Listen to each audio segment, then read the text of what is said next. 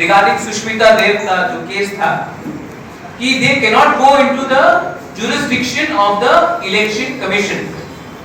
लेकिन अगर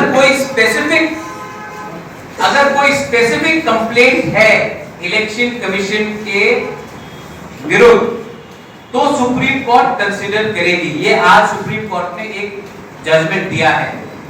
हम सुप्रीम कोर्ट स्पेसिफिक कंप्लेंट लेकर जा रहे हैं कि आरओ ने कहा था 433 बूथ में इलेक्शन विशिएट हुआ है।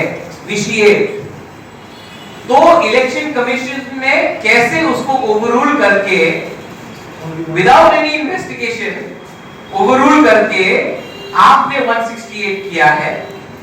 और हम ये मामला स्पेसिफिक एलिगेशन लेकर जा रहे हैं कि ये इलेक्शन कमीशन ने ओवररीच किया है क्योंकि उनका जो आरओ का रिपोर्ट था वो ग्राउंड रिपोर्ट था।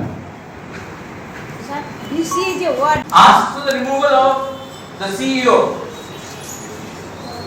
CEO had asked for additional central forces.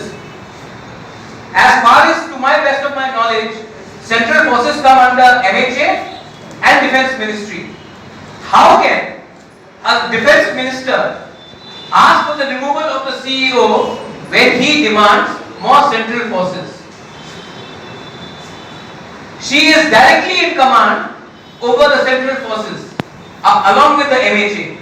How can she go, a sitting serving Defence Minister of India goes to the Election Commission and demands the removal of the CEO because the CEO has asked for additional paramilitary forces to conduct safe and proper elections. And the EC hasn't listened to her also. EC ने उनका pressure में इसमें नहीं किया, लेकिन pressure जरूर किया है बीजेपी से इलेक्शन कमीशन।